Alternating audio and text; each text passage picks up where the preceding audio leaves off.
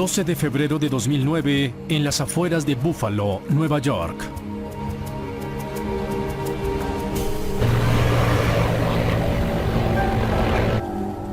Tren de aterrizaje. Abajo. Abajo. ¡Dios mío! El avión entró en pérdida aerodinámica. No se recuperó.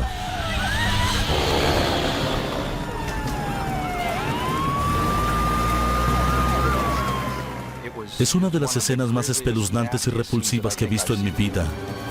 El accidente del vuelo 3407 de Continental Connection sería uno de los más importantes en décadas para la NTSC, que vería a un padre luchar por cambios en las leyes que gobiernan a las aerolíneas. Quiero cambiar lo que existe para que ningún otro padre se siente aquí.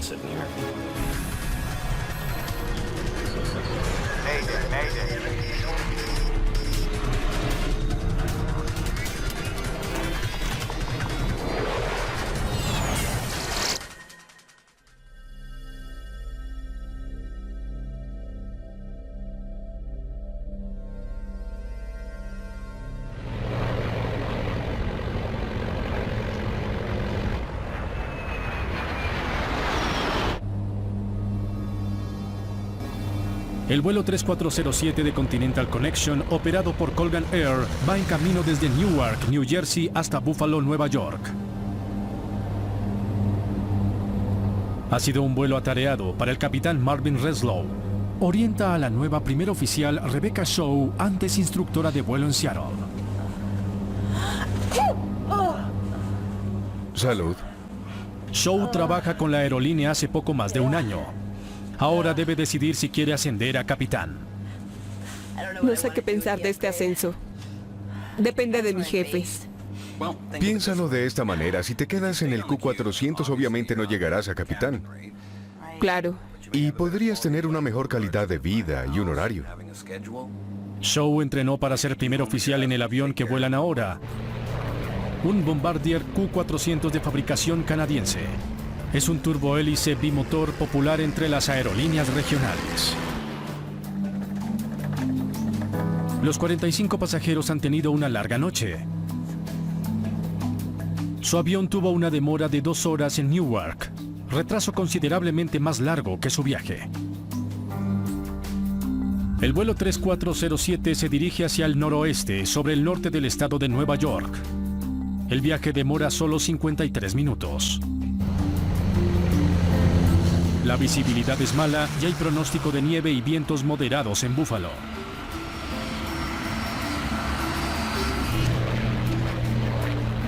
Solo agua, por favor. Elise Kausner es alumna de la Escuela de Leyes de la Florida en Jacksonville. Va a visitar a su familia en Buffalo. Tenía 5 sobrinas y sobrinos.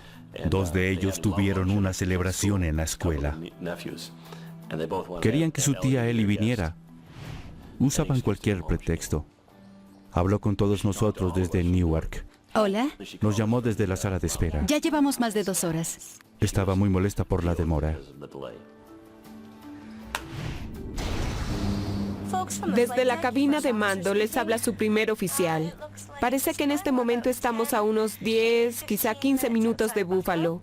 Las condiciones meteorológicas son de niebla y algo de nieve.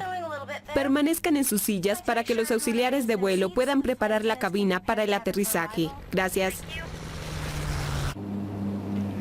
3407, desciende y mantenga 700 metros. Entendido. 700 metros. Colgan 3407. Revisemos al mismo tiempo la lista de verificación de descenso y la de aproximación. Muy bien, activados. ¿Activados? Sistema de alerta de proximidad a tierra, alerones a 15 grados. Los pilotos hacen una serie de ajustes para continuar con la aproximación para el aterrizaje. Transferencia desactivada. Los pasajeros ya vislumbran las luces de los suburbios de Buffalo. Clarence Center está en la trayectoria de aproximación para las aeronaves que aterrizan en el aeropuerto de Buffalo.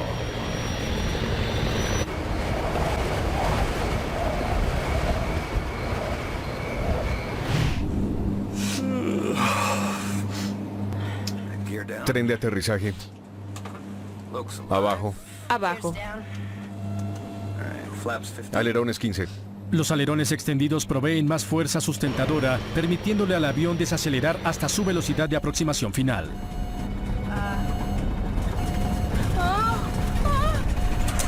Dios mío. De pronto, la palanca de mando empieza a vibrar. El Q400 se sale de control.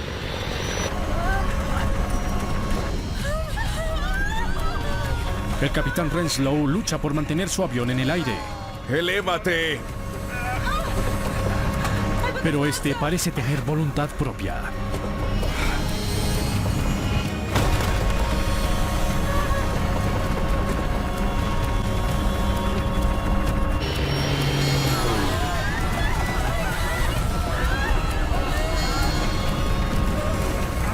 ¡Dios mío! Subamos el tren de aterrizaje. ¡Tren de aterrizaje arriba!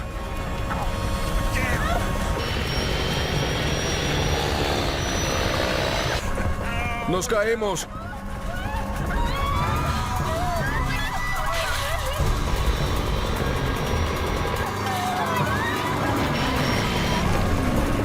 El avión cae sobre una casa en Long Street.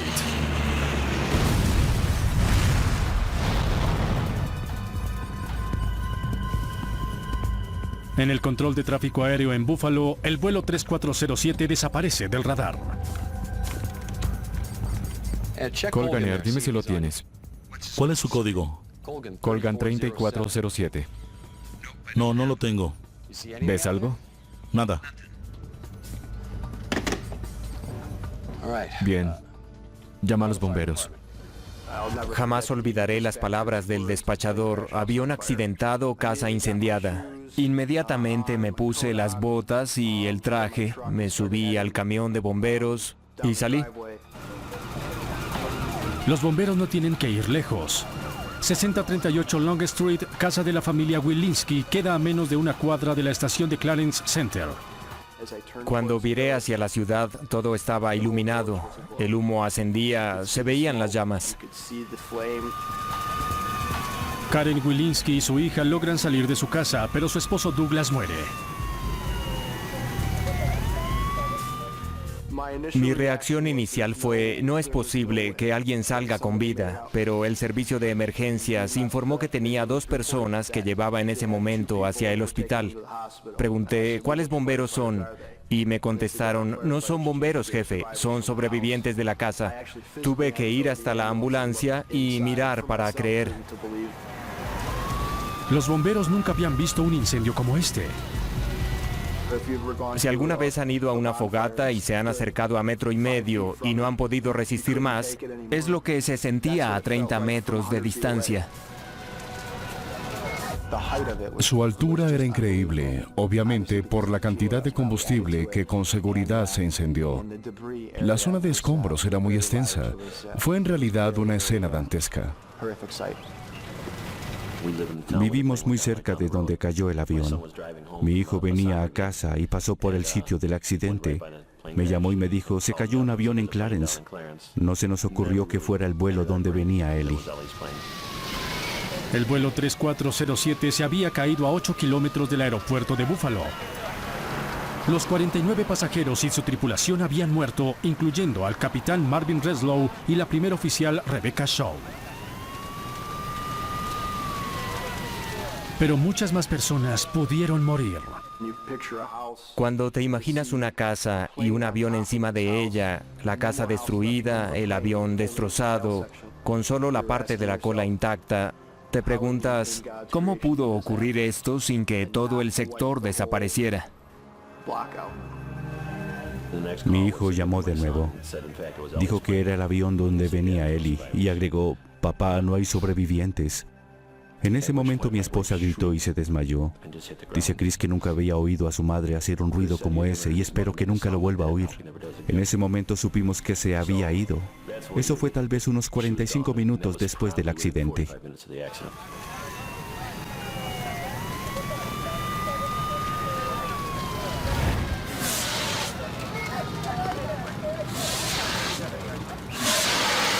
La escena en la mañana era de absoluta devastación.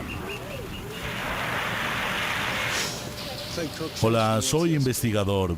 ¿Puedo pasar a mirar? Clyde Cruikshanks es uno de los primeros investigadores en el caso. Cuando llegamos al sitio todavía había llamas.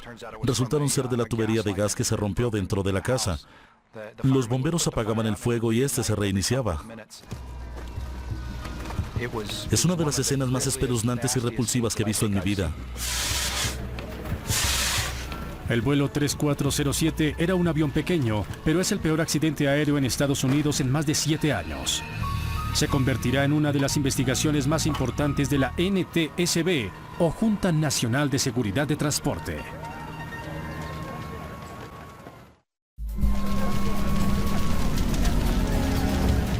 El incendio en el sitio del accidente del vuelo 3407 es voraz, impidiendo que los investigadores examinen los escombros.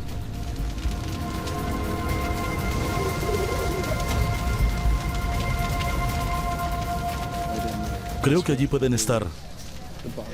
El avión cayó dentro de una casa y ardió toda la noche. Los escombros estaban dentro de ella. Nuestra preocupación es que perdemos evidencia. Esta es perecedera y si no podemos entrar y apagar el fuego, quizá no podamos recuperar evidencia que podría ayudarnos en la investigación. Cruikshanks necesita urgentemente recuperar las cajas negras que podrían contener valiosos indicios relacionados con el accidente. Las grabadoras estaban en la cola del avión. Normalmente los investigadores no se acercan al lugar de un accidente que está en llamas. Pero si las cajas negras no pueden rescatarse, quizá nunca sepan cuál fue la causa del accidente del vuelo 3407. Empezamos a hurgar entre los escombros y descubrimos en dónde estaban. Miren, probablemente estén aquí. El tablero de acceso está al otro lado. Tendremos que abrir un orificio aquí. Los bomberos llevaron una sierra, pudimos abrir un orificio en el costado del fuselaje. Con la mano alcanzamos las cajas negras. Es suficiente, toma. Para alivio de todos, las cajas negras están intactas. Sacamos las grabadoras del avión y las subimos al jet que las llevó a nuestra sede en Washington. Ahora los investigadores se enfrentan a un nuevo obstáculo. Lo poco que queda de la aeronave está revuelto con restos humanos y escombros de la casa. Todo se quemó y quedó en el sótano. Para recuperar el avión teníamos que buscar entre escombros de unos 3 metros de alto. Las autoridades se preguntan cómo rescatar evidencia útil de este caos. Reciben valiosa ayuda de una fuente inesperada. Consiguen el apoyo de un grupo de estudiantes que aprende a procesar escenas de crimen para separar los restos humanos de los demás escombros. Eran alumnos de posgrado de una universidad local, estudiantes de antropología forense.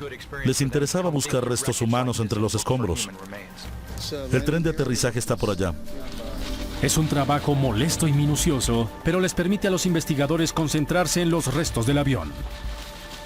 Estábamos de rodillas, con escobas, palas pequeñas, sacando escombros. Tratábamos de identificar si eran de la casa o del avión y luego los clasificábamos.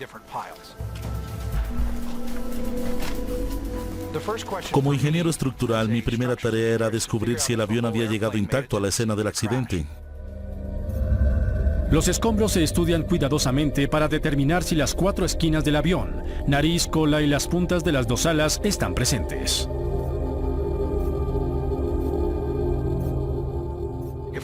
Si encontramos las 4 esquinas del avión, sabemos que no hubo ningún deterioro en vuelo. Ninguna pieza se desprendió que hubiera podido causar el accidente. El fuego consumió un ala. La otra está destrozada. Miren esto. Pero los investigadores poco a poco encuentran lo que estaban buscando. Es la última pieza, la izquierda. Varios días después de iniciada la investigación, encontramos evidencia del ala izquierda y la nariz al retirar unos escombros.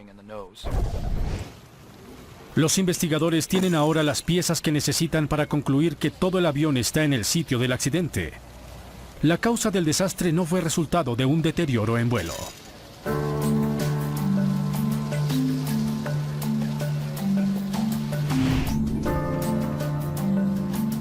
La tragedia del vuelo 3407 está bajo intenso escrutinio en las oficinas de la NTSB en Washington. Los oficiales intentan determinar si alguna clase de falla causó el accidente.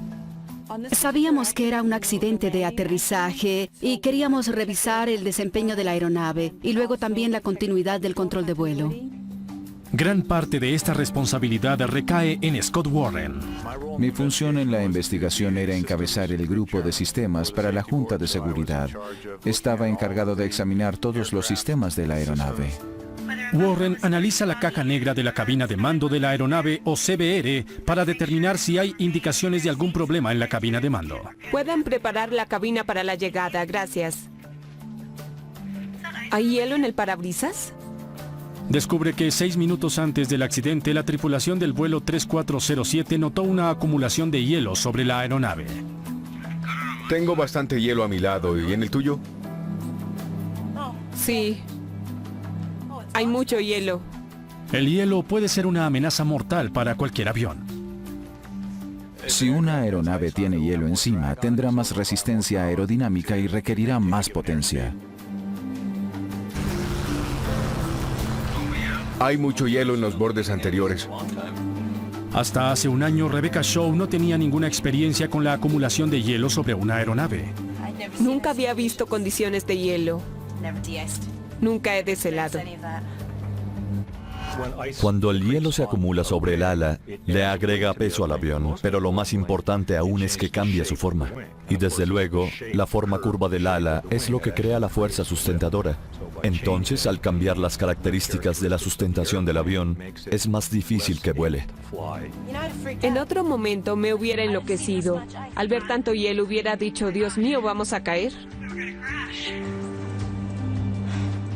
Observar que había hielo sobre el avión fue algo importante, pero también lo hubiera sido verificar que los equipos antihielo y de deshielo estuvieran activados, y no había indicación en la grabadora de voz de que esta verificación se hubiera hecho.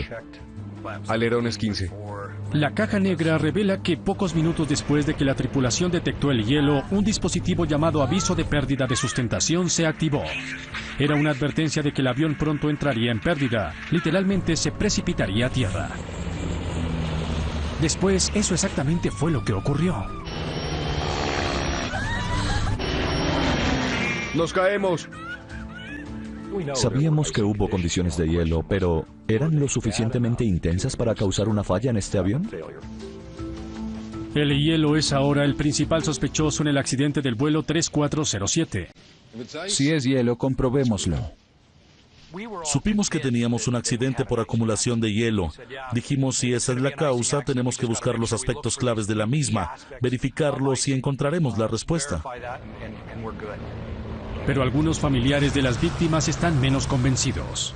Creímos que era un accidente relacionado con la acumulación de hielo. La noche estaba fría, pero luego empezamos a hablar con personas que conocían el transporte aéreo, incluso pilotos. Nos miraban con recelo y decían, no creo, eso no tiene sentido. Algunos investigadores comparten esa sospecha. Scott Warren sabe que un avión como el Q400 tiene un sofisticado sistema de deshielo. Está diseñado para evitar que el hielo se acumule sobre las alas y otras partes críticas de la aeronave. Para evitar que el hielo se acumule, el avión tiene cámaras de caucho a lo largo de la parte anterior de las alas, llamadas botas de deshielo. Una serie de válvulas usa el aire de los motores para inflar las botas y arrancar el hielo del ala. Estas botas se diseñan para inflarse periódicamente. Al inflarse, arrancan el hielo que está acumulado en los bordes anteriores. Warren se pregunta ahora si la tripulación del vuelo 3407 activó su equipo de deshielo. Estudia la información de la otra caja negra del avión, su grabadora de información de vuelo o FDR. Este aparato registra el funcionamiento de los sistemas cruciales de la aeronave, incluyendo el mecanismo de deshielo. Sabemos por la información de la FDR que la tripulación activó el sistema de deshielo y que funcionó durante la mayor parte del vuelo. Desde luego, al final del vuelo se registró como activo. Ahora Warren debe averiguar si el mecanismo realmente estaba funcionando. Que la grabadora indique que el sistema está activo es un comienzo, pero no necesariamente se puede creer en esa sola información. La única manera de saber es encontrar lo que queda del sistema de deshielo del avión y determinar si estaba activo cuando la aeronave cayó a tierra. El equipo de Cruikshank busca un componente crucial del sistema, las válvulas. Disculpen. Bien, quiero que vean esto. En cuanto a las válvulas de deshielo, ya saben cómo son. Busquen algo así. Si las encontramos, podemos probarlas y saber si funcionan correctamente. ¿Ya las vieron? Las válvulas eran muy importantes porque son el componente clave que extrae el aire de los motores. Aquí se origina el aire para el sistema de deshielo.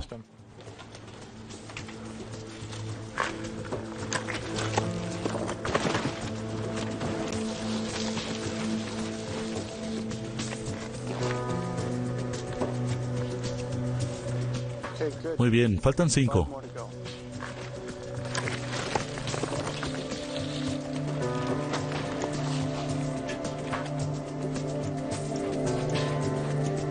Cinco de las 6 válvulas del sistema de deshielo del avión finalmente se recuperaron. Algunas estaban quemadas, otras en buen estado. Reunimos todas estas válvulas y llevamos a cabo las pruebas que creímos apropiadas para el nivel del daño. Revisamos el nivel de conductividad eléctrica y las lecturas de presión. Revisamos una gran variedad de aspectos dependiendo del estado de cada válvula. Y hasta donde pudimos detectar, todas estaban funcionando adecuadamente. ¿Hay hielo en el parabrisas? Sí, tengo bastante. Ahora los investigadores deben tener en cuenta la posibilidad Sí, hay mucho. de que había tanto hielo acumulado en las alas que el sistema de deshielo no pudo eliminarlo con suficiente rapidez. Hay mucho hielo en los bordes anteriores. Había ocurrido antes. En Roselawn, Indiana, un avión regional de construcción francesa se precipitó a tierra en 1994 después de una catastrófica acumulación de hielo en sus alas.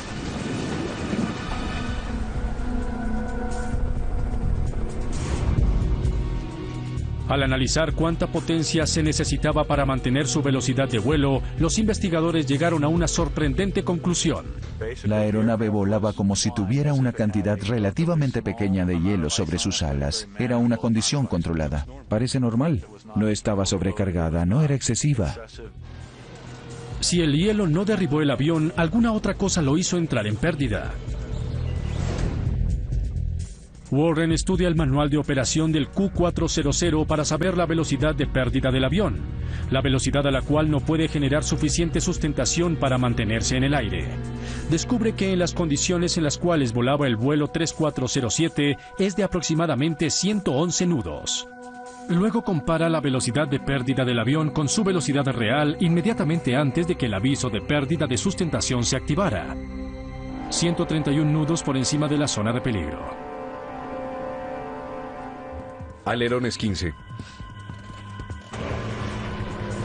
Cuando el aviso de pérdida de sustentación se activó, ¡Dios mío! no necesariamente estaban a punto de entrar en pérdida. Aún les faltaban 20 nudos. Esta nueva revelación profundiza el misterio del vuelo 3407.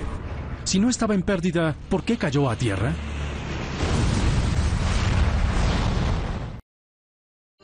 Los investigadores ponen su atención en los segundos críticos antes de que el vuelo 3407 se saliera de control.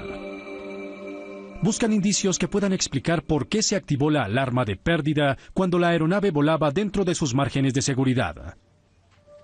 Descubren que este avión tiene una característica exclusiva, conocida como interruptor de velocidades de referencia, que regula la sensibilidad del aviso de pérdida de sustentación del avión. En mi experiencia, muy pocos aviones tienen este interruptor. Este avión es el único que conozco que tiene uno en el panel del techo. Fue diseñado por el fabricante como característica de seguridad adicional. ¿Velocidad de referencia? Los pilotos deben accionar el interruptor de velocidades de referencia cuando van a volar en condiciones de hielo. Probablemente tendremos hielo. Cuando está en la posición a aumentar, los pilotos deben volar a una mayor velocidad para contrarrestar el efecto de resistencia aerodinámica que tenga el hielo sobre la aeronave. En condiciones de hielo y acumulación sobre las alas, la pérdida de velocidad puede aumentar y por lo tanto este interruptor de velocidades de referencia activa la advertencia más pronto o a una mayor velocidad. Lo que el interruptor hace es cambiar las condiciones de activación del aviso de pérdida de sustentación. Tuvimos que preguntarle al fabricante cómo funcionaba el interruptor y descubrimos que era parte de la descripción de los sistemas que recibían las tripulaciones en su entrenamiento. Sin embargo, este no fue muy extenso para manejarlo. Parecía demasiado sencillo para dedicarle tiempo. Los investigadores necesitan saber si la tripulación del vuelo 3407 accionó el interruptor de velocidades de referencia, activando el aviso de pérdida de sustentación a una velocidad mayor de la normal. La caja negra no muestra si el interruptor estaba accionado. Los investigadores deben encontrar otra forma de determinar su posición en el momento del accidente.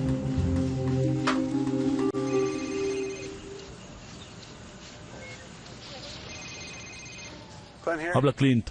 A Cruikshanks le asignan una nueva prioridad. Veré si lo encuentro. Recuperar el tablero de protección contra el hielo de la cabina de mando del Q400 que aloja el interruptor de velocidades de referencia. Como el tablero estaba dentro de la cabina, encontrarlo es un reto. El fuego consumió la mayor parte del extremo anterior del avión. No encontramos nada excepto fragmentos de aluminio fundido, pequeños nudos de alambre y mucha ceniza. Sin embargo, después de una minuciosa búsqueda, Cruikshanks descubre que el tablero de protección contra el hielo es una de las pocas piezas de la cabina de mando que sobrevivió. Bingo. Pero las perillas e interruptores están escasamente reconocibles. Cruikshanks examina el panel carbonizado para determinar la posición del interruptor de velocidades de referencia. Estaba colocado para activar advertencias de pérdida a velocidades más altas que las normales. El interruptor de velocidades estaba en la posición a aumentar. Este descubrimiento solo plantea más interrogantes. Probablemente tendremos hielo. La caja negra indica que cuando Renslow iniciaba su descenso hacia Buffalo, su avión volaba a velocidad de aproximación normal.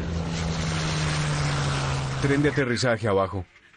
Esto es extraño, porque con su interruptor de velocidades de referencia accionado, debería estar volando más rápido, pues el interruptor se lo debió recordar. ¿Por qué no lo hizo?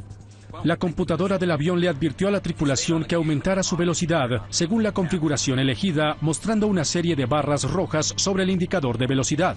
Y tendrías mejor calidad de vida. Estas barras advierten a los pilotos que un aviso de pérdida de sustentación es inminente. ¿Correcto? Si el piloto mira el indicador de velocidad, debe ser consciente de que el avión vuela despacio y puede llegar una advertencia de pérdida. ¡Dios mío! Parece que a Renslow y Shaw lo sorprendió fuera de guardia. No obstante, hubieran podido fácilmente corregir la situación. Cuando el aviso de pérdida de sustentación se activó, hubieran podido apagar el interruptor o bajar la nariz y aumentar su velocidad. Es evidente para los investigadores que el vuelo 3407 no estaba en peligro de pérdida cuando el aviso de pérdida de sustentación se activó. Ahora necesitan saber exactamente qué ocurrió después de que se activó la advertencia de pérdida. Construyen una simulación animada del accidente basada en la información de las cajas negras. Miren cómo se activa el aviso de pérdida. Ilustra que, inmediatamente después de que se activó el aviso de pérdida de sustentación, el avión de pronto se elevó. Esta acción disminuyó dramáticamente la velocidad de la aeronave y en ese momento sí entró en pérdida. El avión entró en pérdida aerodinámica y no se recuperó. Cabeceó y cayó a tierra. Los investigadores están desconcertados. El vuelo 3407 no estaba en pérdida cuando el aviso de pérdida de sustentación se activó, pero pocos segundos después sí.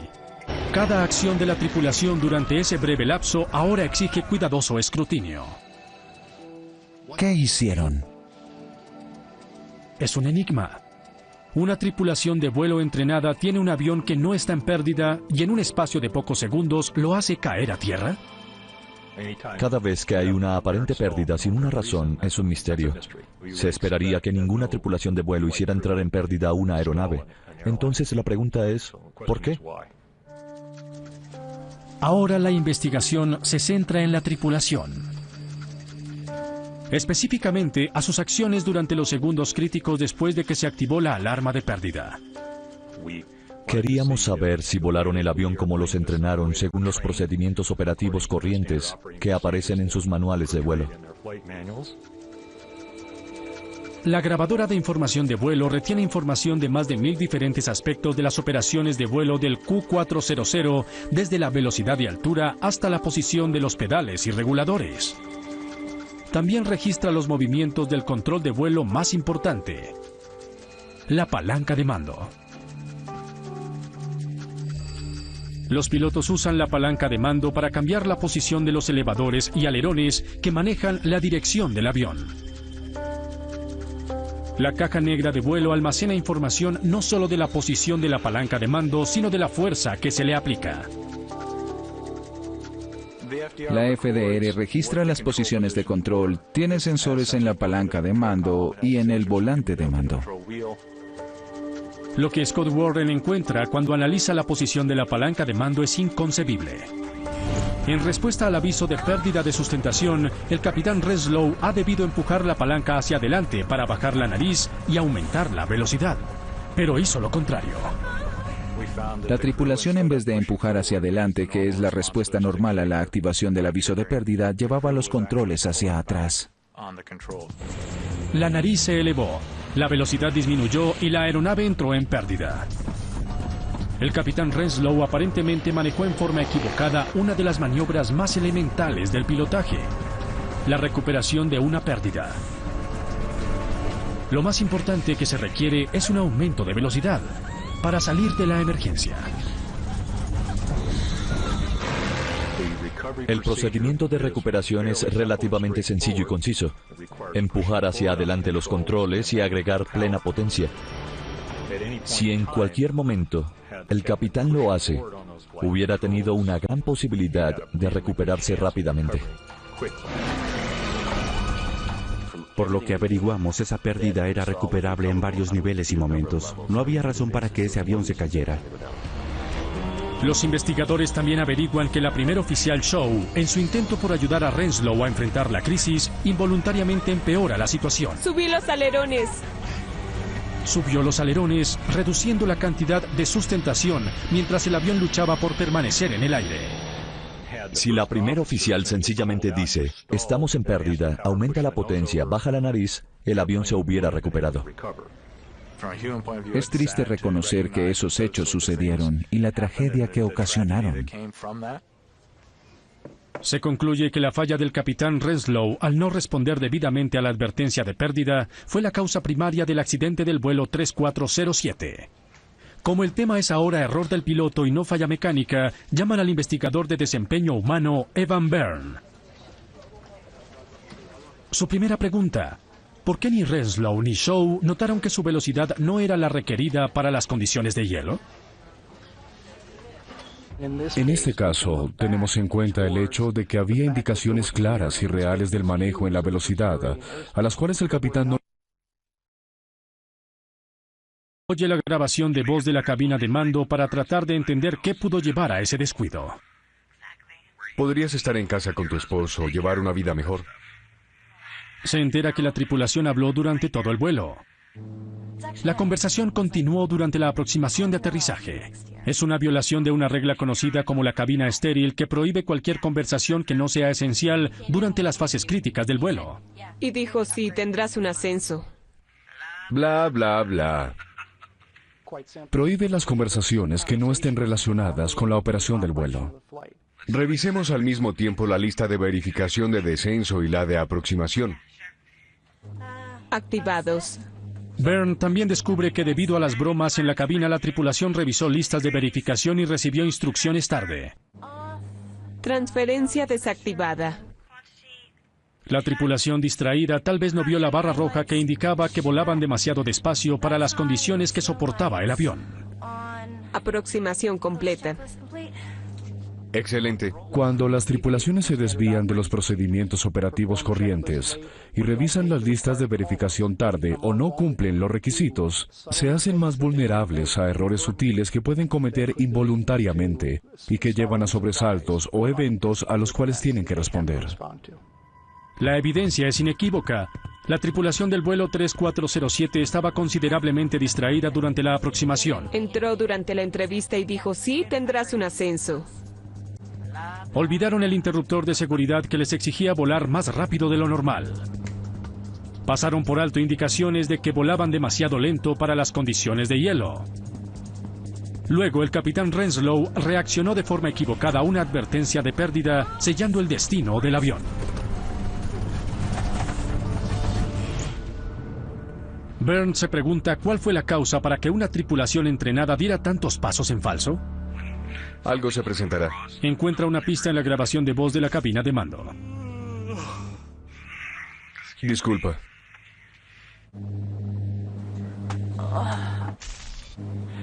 La tripulación mostraba señales de fatiga. ¿Podrían Renslow y Chow haber estado demasiado cansados para desempeñarse eficazmente en la cabina? Es una pregunta difícil. Contestarla requiere indagar sus movimientos durante las 72 horas previas al accidente. Es trabajo básico en la investigación reunir todas las pruebas que podamos. Byrne entrevista a las familias de los pilotos. La señora Renslow, por favor. Estudia las facturas de los teléfonos celulares de los pilotos y los registros de sus mensajes de texto. Investiga la red sistematizada de la aerolínea para determinar si y cuándo la tripulación la usó para revisar sus itinerarios. Necesita hacerle seguimiento a todos sus movimientos. ¿A qué hora salió Rebecca? Abordamos a sus colegas y a otros pilotos, a la gente del aeropuerto, a los instructores. Hablamos con todos ellos de sus actividades recientes. Averigua que ninguno de los pilotos vivía cerca de Newark, pero sus salarios no les permitían pernoctar en hoteles. El capitán Renslow ganaba $60,000 al año en Colgan Air. La primer oficial Chow recibía menos de $16,000 al año, un salario muy inferior al de un conductor de autobús promedio. Como resultado, ambos pilotos habían hecho viajes largos para llegar a Newark. El capitán Renslow desde su casa en Florida y Rebecca Chow desde Seattle, Washington. De hecho, Chow había viajado toda la noche desde Seattle en un vuelo de carga que hacía escala en Memphis. El capitán Renslow había pasado la noche en el salón de las tripulaciones de la aerolínea en el aeropuerto de Newark, después de haber trabajado 2 días. Lo vieron dormido en un sofá en el salón. Esto iba en contra del reglamento de la compañía, pero los pilotos que no podían pagar alojamiento cerca del aeropuerto lo hacían de todas maneras. Los registros indican que a las 3:10 de la mañana el día del accidente, Renslow estaba despierto. Revisó su itinerario de trabajo en la red sistematizada de la aerolínea.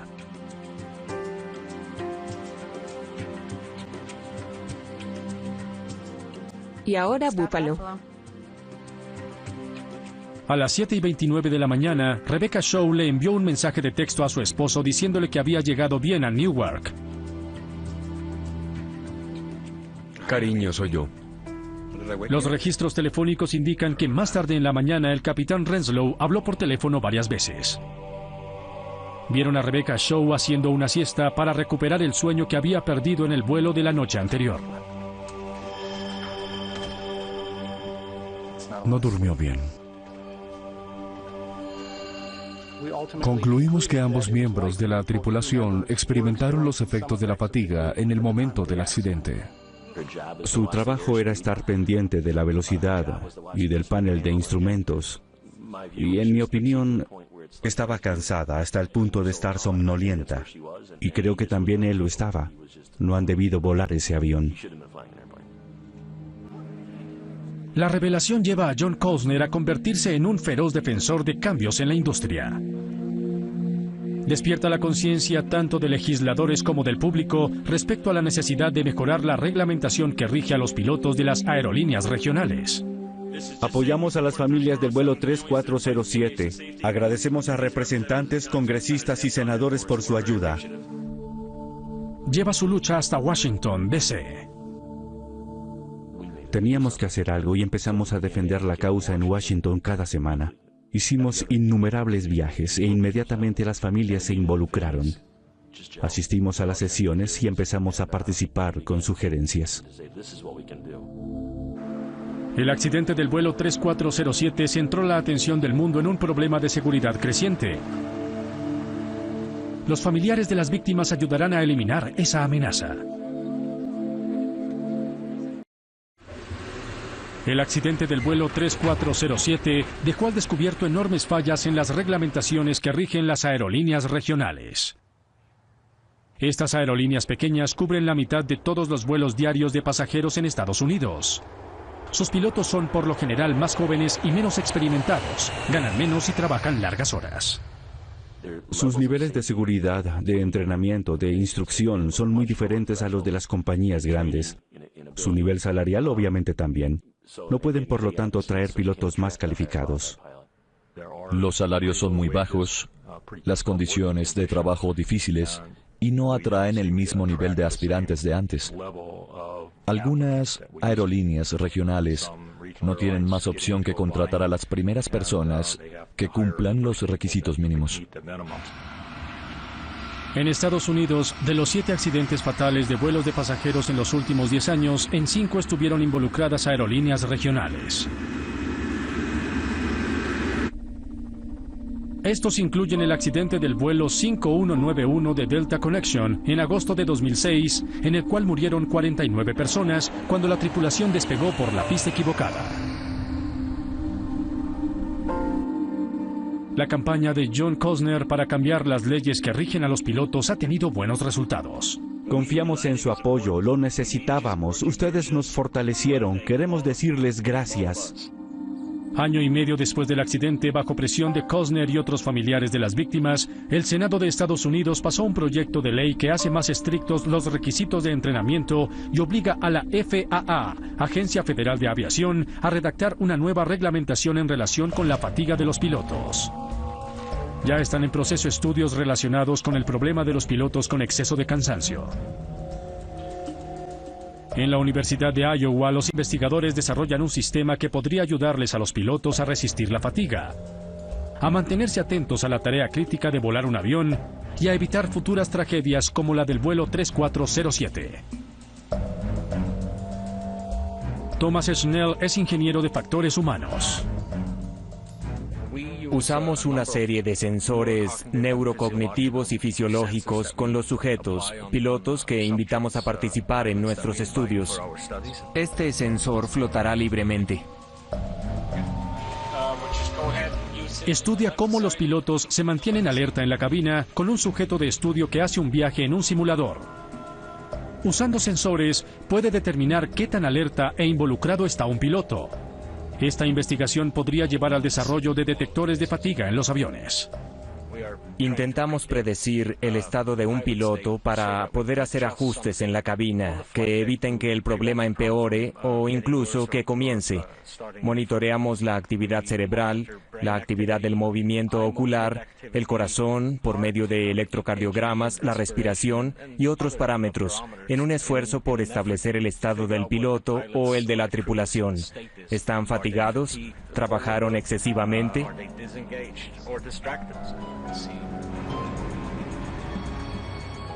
En esta parte están muy somnolientos. Como pueden ver, su mirada denota aburrimiento.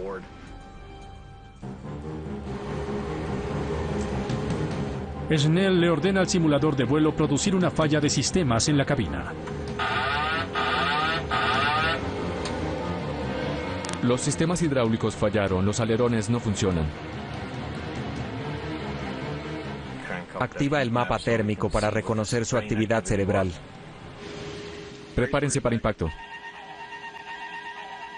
Cuando una tripulación está fatigada, lo que vemos es que su reacción a los eventos puede ser más lenta y ocurrirán errores en la cabina.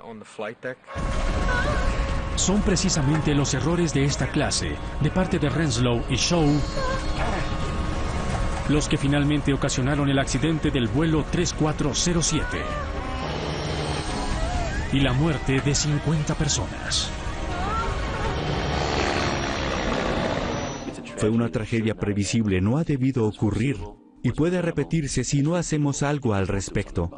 Quiero cambiar lo que existe para que ningún otro padre pase por esto.